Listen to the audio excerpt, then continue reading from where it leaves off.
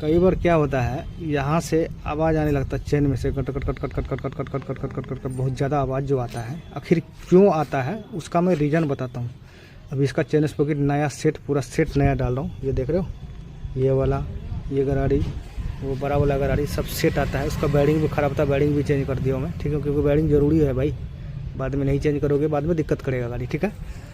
ये ग्रीस जो मैं लगाया हूँ अंदर, आखिर क्यों लगाया हूँ, ये cut cut cut cut cut cut आवाज़ जो नया चेन में भी करेगा भाई, किर किर किर किर किर का आवाज़ जो आता है वो, ये आवाज़ बिल्कुल स्मूथ हो जाएगा, बिल्कुल आवाज़ नहीं करेगा, बिल्कुल मस्त हो जाएगा, मक्खन की तरह। मतलब चेन चलेगा, चलाने के बाद एक रत्ती पता नहीं चलेगा भाई ये गाड़ी चल रहा है रास्ता में, ठीक है। बिल्कुल स्मूथ हो जाएगा, आवाज़ मक्खन की तरह चलेगा भाई, सो सो करेगा। वैसे क्या होता है, मतलब जो ये नहीं लगाते भाई, ये चेन स्पॉकेट लगाओ या सर्विसिंग कर रहे हो या चेन स्पॉकेट नया बदल रहे हो, तो आपको यहाँ से खोल के बिल्कुल क्लीन करके इतना दूर, उसके बाद इसको गराड़ी को बाहर निकाल के गराड़ी को धो के, पुराना वाला गराड़ी लगा रहे हो या सर्विसिंग कर रहे हो या नया लगा रहे हो, ठीक है, धो के उसके बाद मतलब अंदर में ये साफ्ट जो होता है गियर, ये वाला, ठीक है, स्पॉकेट वाला साफ्ट जो है, इसमें ग्रीस आप लगा के, उसके बाद लगा के इसको बोल्ट को टाइट कर देना है।